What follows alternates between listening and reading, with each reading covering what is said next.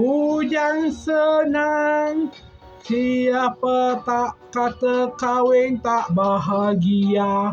Padahal ku bahagia memujang.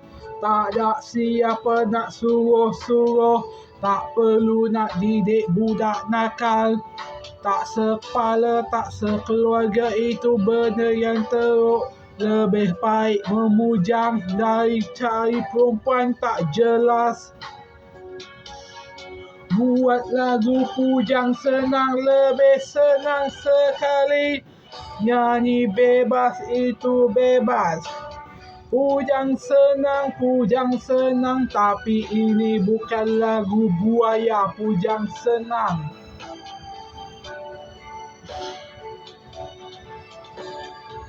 Pujang senang, lebih senang. Selepas habis bekerja balik kampung, buat cari Krishna sendiri, lebih senang.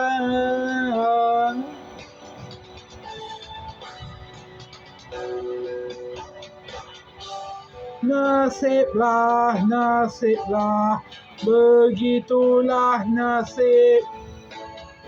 Hai nasib, nasib, nasib.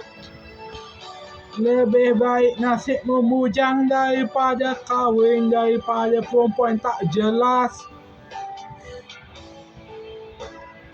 Dah kenal ke tak kenal, lebih baik fikir keburukannya kebaikan. Kebaikannya keburukan. Siapa kata perkahwinan itu benda yang baik atau buruk?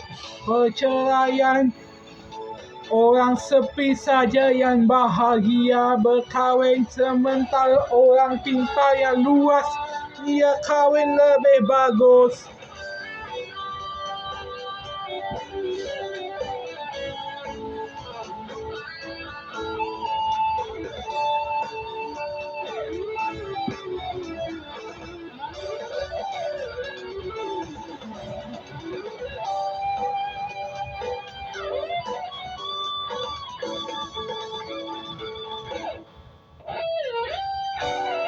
Lebih baik dari pujang senang daripada suami tak senang.